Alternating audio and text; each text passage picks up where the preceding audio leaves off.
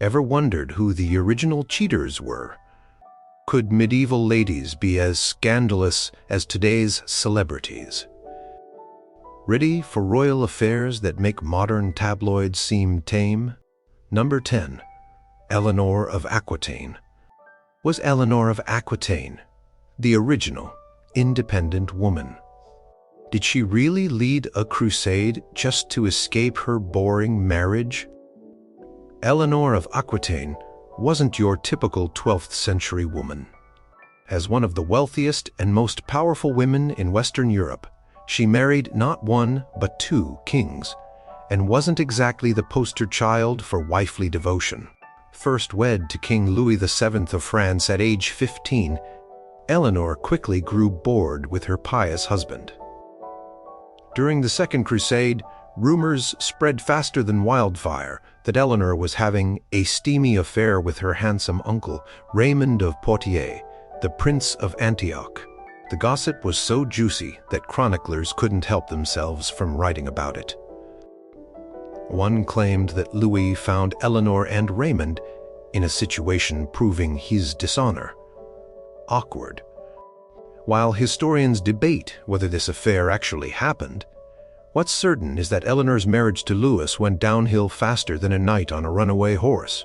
When they returned to France, Eleanor was so done with Louis that she convinced the Pope to annul their marriage on grounds of consanguinity, being too closely related, a convenient excuse used by many medieval nobles looking for a way out.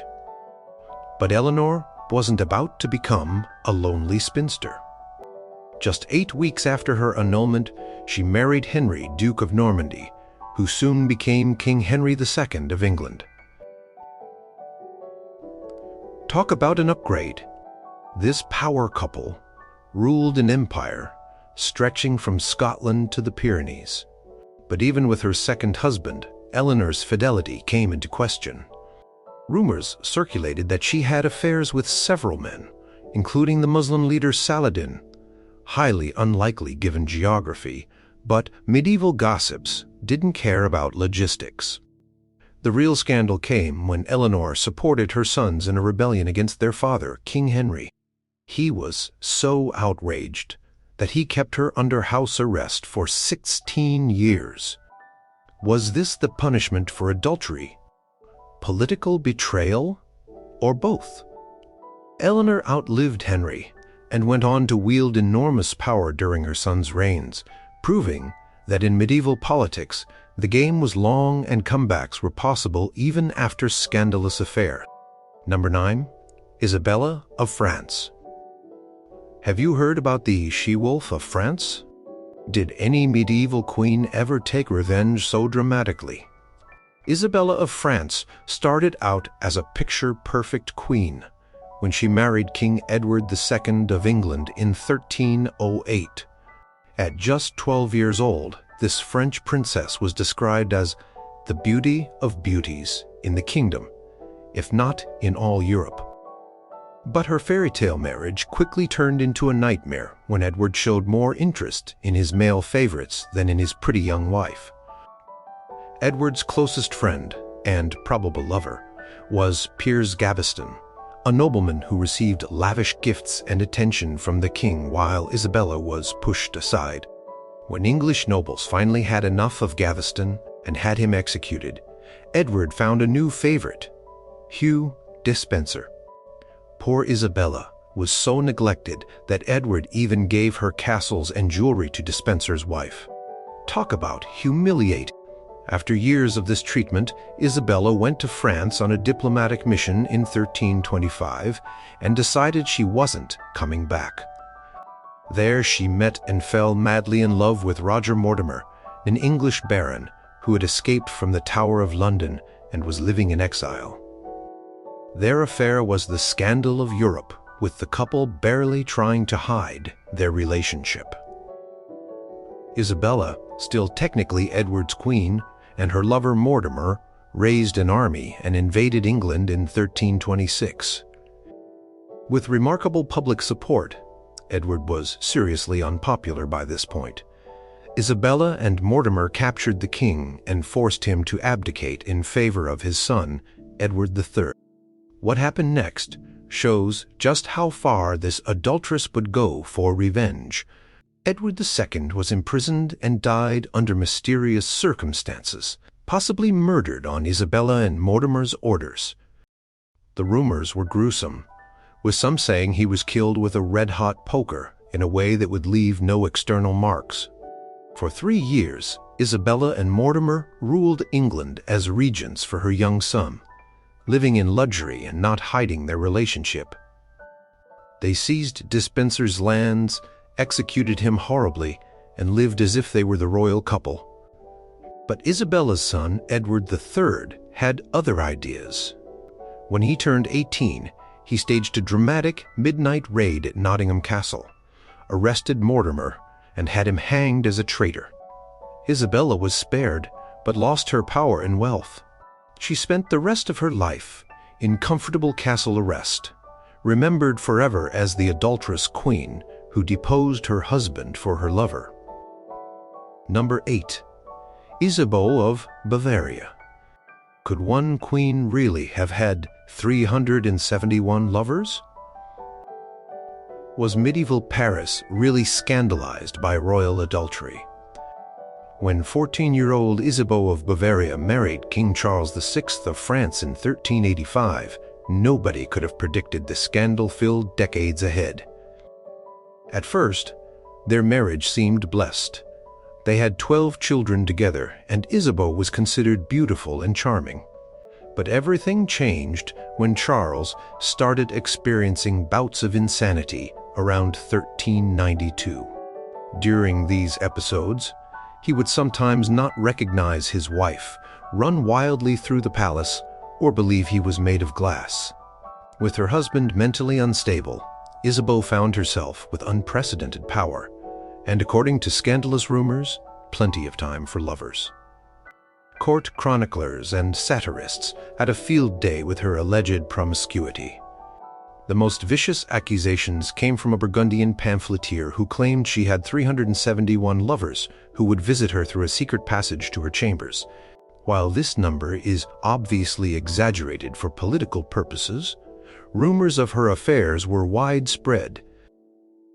Her most notorious supposed lover was her brother-in-law, Louis of Orleans, her husband's Menad's younger brother. Their relationship caused such scandal that when Louis was assassinated in 1407, many immediately suspected it was due to his affair with the Queen. The murder was actually ordered by John the Fearless, Duke of Burgundy, for political reasons, but the rumors about Louis and Isabeau were used to justify the crime. Isabeau's reputation suffered further damage when France was invaded by the English under Henry V.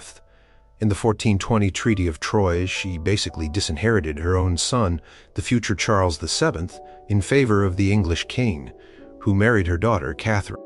This political betrayal, combined with the lurid stories about her personal life, cemented Isabeau's reputation as one of history's most infamous queens. Modern historians have worked to rehabilitate Isabeau's image, suggesting she was mostly a victim of misogynistic attacks and political slander. But during her lifetime and for centuries after, she was portrayed as the adulterous queen whose moral failings had led to France's downfall.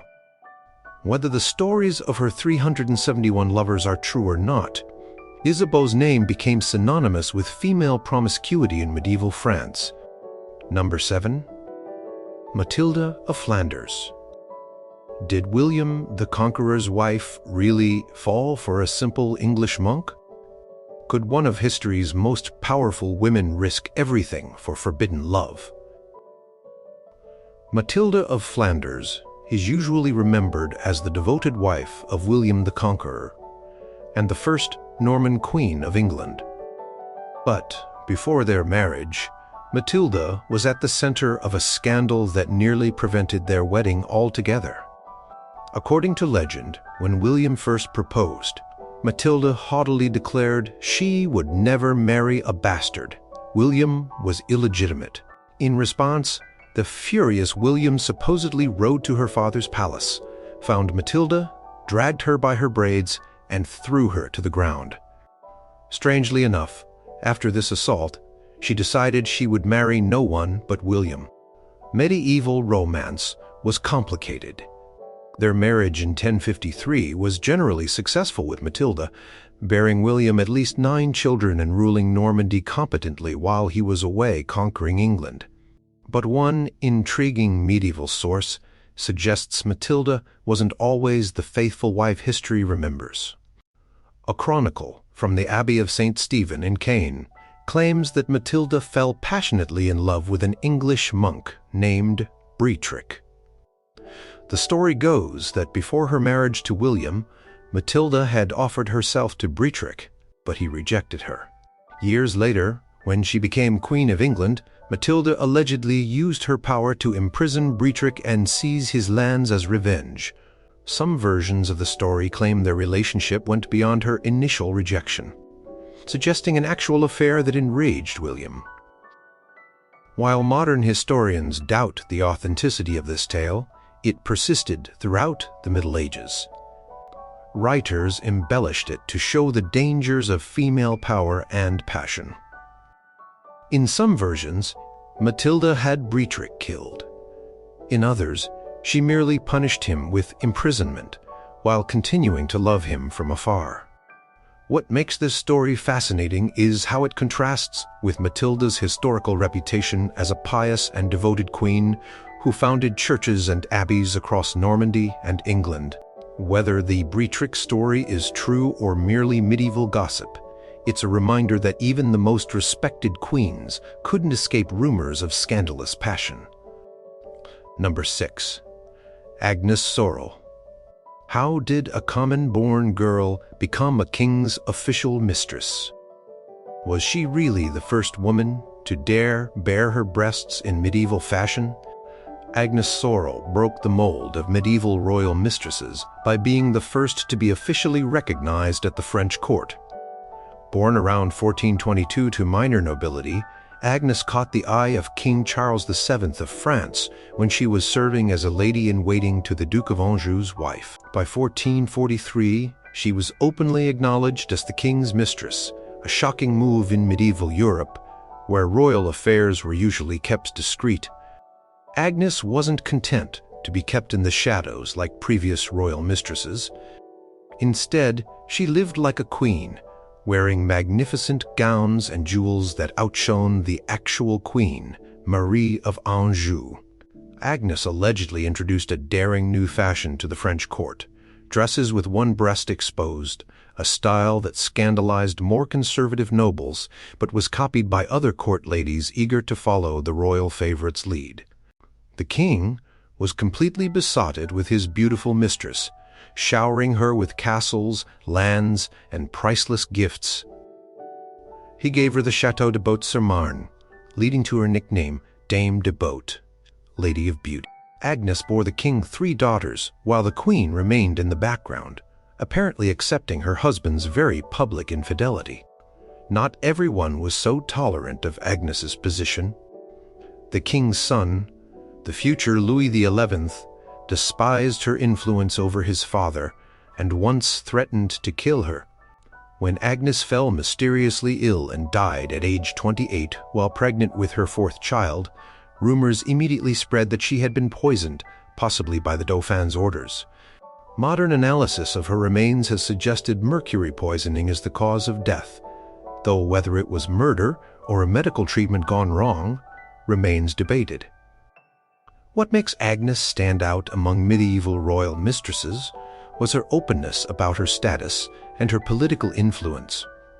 Unlike most adulteresses who were condemned and punished, Agnes was celebrated and enriched, setting a precedent for the official royal mistresses who would become a feature of the French court for centuries to come. Number 5. Morosia of Rome. How did one woman sleep her way to controlling the papacy? Was Rome really ruled by a papal pornocracy? In 10th century Rome, one woman's scandalous affairs literally changed who sat on the throne of St. Peter. Morosia was born around 890 into the powerful Theophylact family that effectively controlled Rome. Beautiful, ambitious, and utterly ruthless, Morosia began her rise to power through a love affair with Pope Sergius III when she was just 15 and he was around 45. This shocking relationship produced a son who would later become Pope John XI. Morosia's control of Rome only increased after she married Alberic I, Duke of Spoleto. When he died, she continued to strengthen her position through strategic marriages and alliances. But it was her behind-the-scenes manipulation of the papacy that earned her lasting infamy. German chroniclers, horrified by her influence, described this period as the rule of the harlots, or pornocracy, literally, government by prostitutes. After her papal lover died, Morosia wasn't content to fade into the background. She allegedly arranged for the murder of Pope John X in 928, had her own candidate placed on the papal throne briefly, and then engineered the election of her son as Pope John XI in 931. Imagine the scandal, a pope whose mother was not only still alive but actively pulling his strings. As the power behind the papal throne, Morosia effectively controlled the spiritual leadership of Western Christianity. Morosia's reign as the de facto ruler of Rome ended dramatically when her son, from another marriage, Alberic II, led a rebellion against her third husband, King Hugh of Italy. At their wedding feast, Hugh allegedly insulted Alberic, causing a commotion during which Alberic rallied the Roman nobles against his mother and her new husband. Morosia was imprisoned for the remaining years of her life, but her influence continued through her descendants, including her grandson, who became Pope John XII, another notoriously corrupt pope known for turning the Lateran Palace into what one chronicler called a brothel. While some of the more lurid details about Morosia may be exaggerations by her enemies, there's no question that this medieval adulteress wielded extraordinary power through her strategic relationships with powerful men. Her story demonstrates how, in medieval Rome, the line between political power, family ambition, and sexual scandal was often non-existent. Number 4. Iraqa of Leyon and Castile.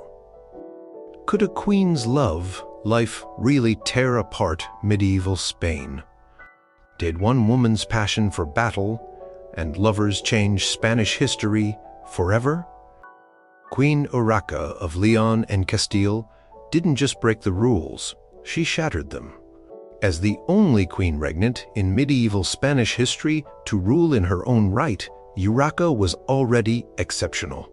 But it was her tumultuous love life that truly set tongues wagging across Christian Spain and beyond. Born in 1081, Iraqa became the heir to her father's kingdoms after her brother's death.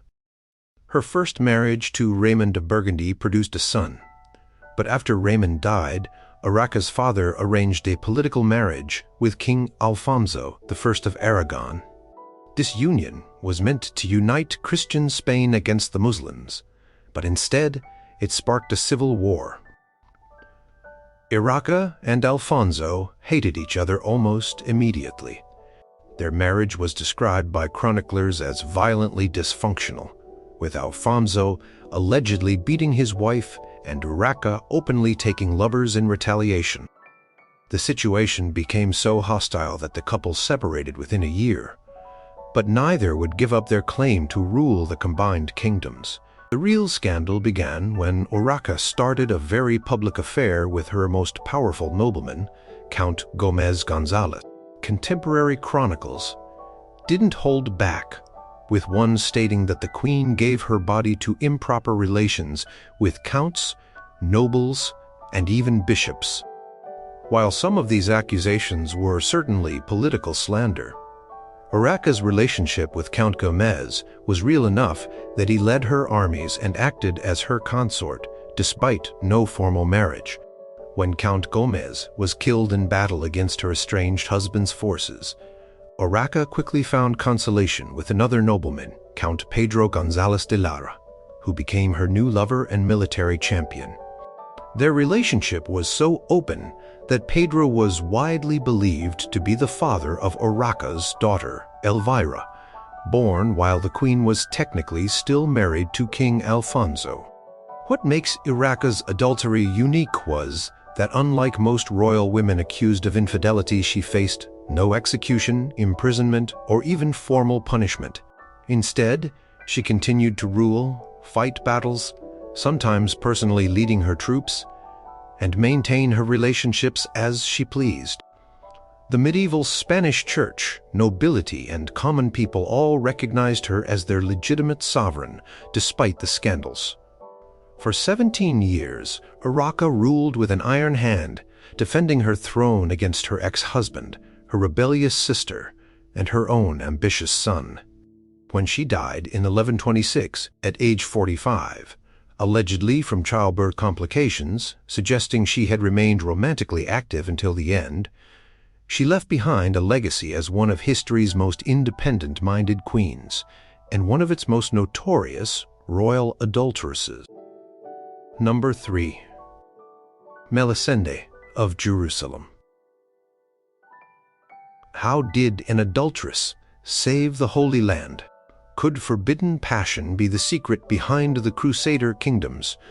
In the sun-baked kingdom of Jerusalem, Queen Melisende ruled with power rarely seen for a woman in the 12th century.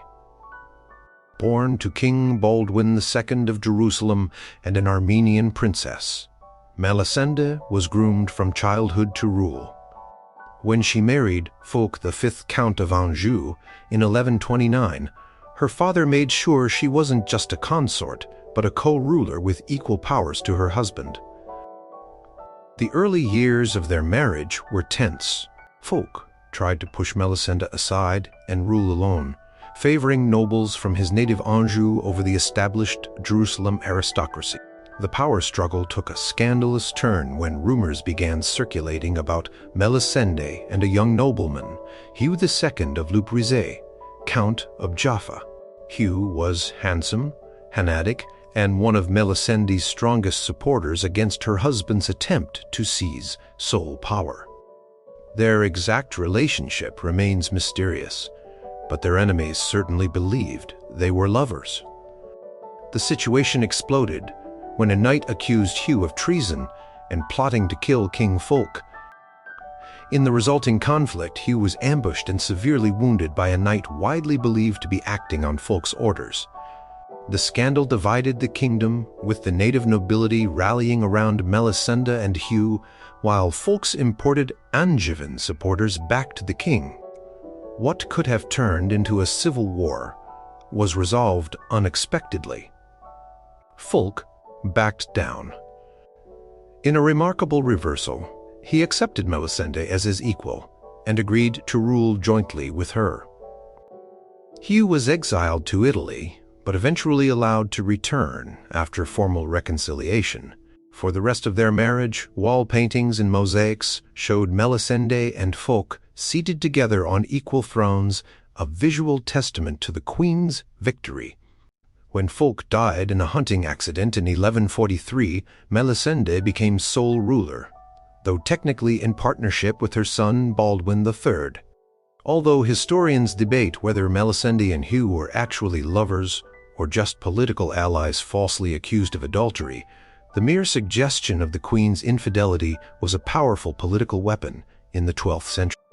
What makes the story remarkable is that, unlike most medieval queens accused of adultery, Melisende emerged from the scandal stronger than before, ruling the Crusader kingdom for decades with remarkable political skill.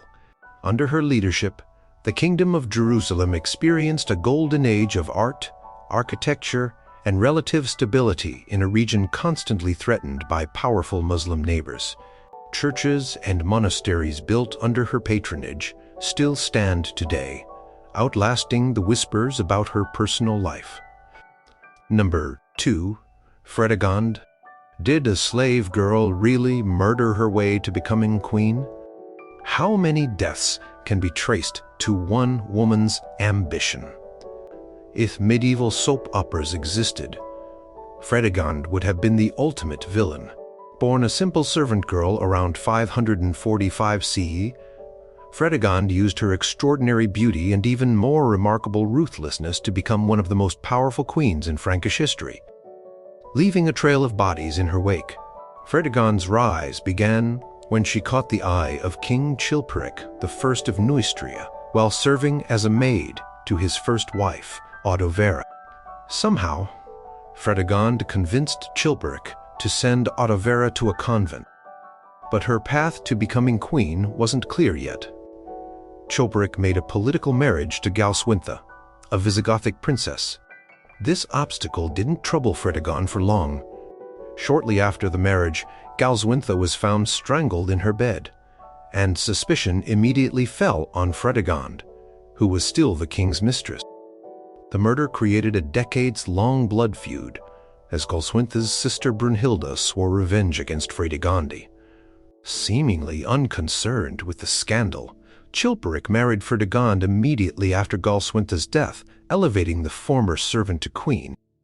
The couple had several children together, but rumor insisted that Fredagand was unfaithful to the king with various courtiers.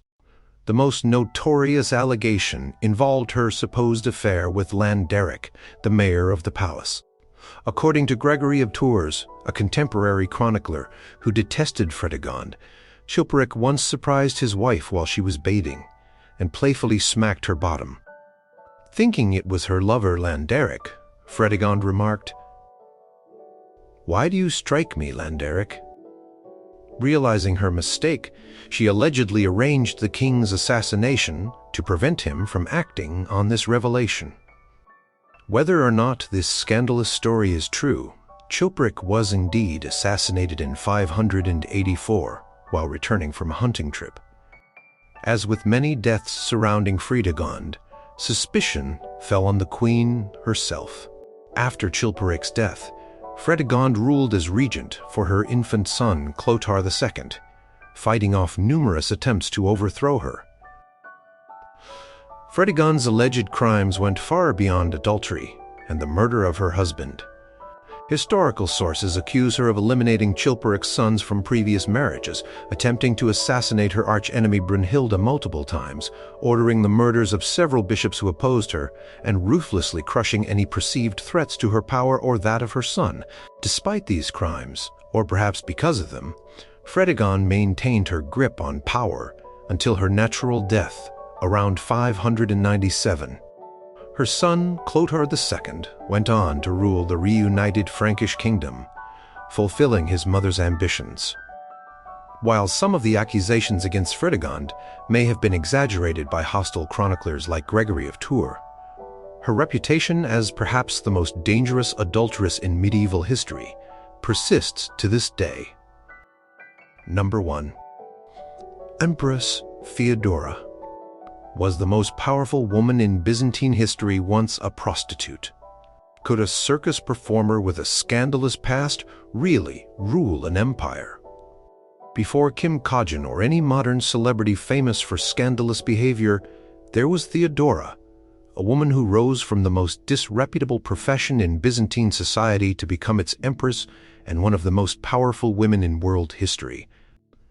According to the historian Procopius, in his scandalous secret history, Theodora's early life was as far from imperial dignity as possible. Born around 500 CE to a bear-keeper at Constantinople's Hippodrome, young Theodora allegedly followed her older sister into a life of theatrical performances and prostitution. Procopius describes her stage acts in explicit detail, claiming she would lie on her back while servants scattered barley grains on her naked body, which geese would then pick off with their beaks. Off stage, he claims she serviced dozens of men each night, and never was any man with her to whom she denied herself. Whether these lurid details are true or exaggerations by her enemies, Theodora did work as an actress, a profession synonymous with prostitution in Byzantine society. Around age 16, she followed a government official named Hesebulus to North Africa as his concubine, but was eventually abandoned by him. During her journey back to Constantinople, Theodora underwent a religious conversion in Alexandria, abandoning her former life and taking up wool spinning for a living. The great turning point came when she caught the attention of Justinian, nephew and heir of Emperor Justin I.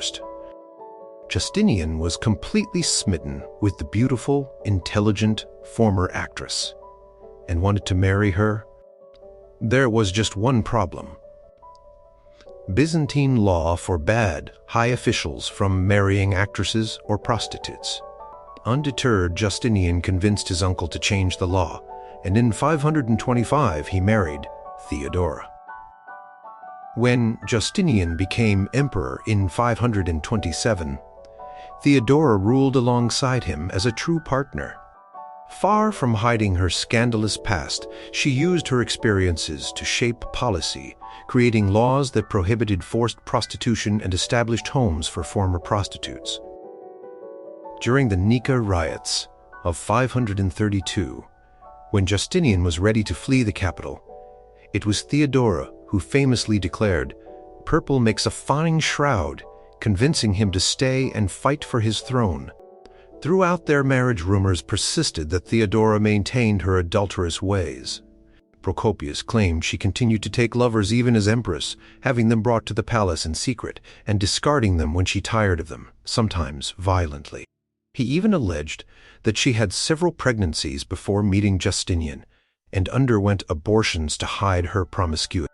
Whether any of these allegations were true, Theodora ruled alongside Justinian for 21 years, until her death from cancer in 548. Under their joint rule, the Byzantine Empire reached its greatest territorial extent since the fall of Rome, created its most famous architectural masterpiece in the Hagia Sophia, and codified Roman law in ways that influence legal systems to this day.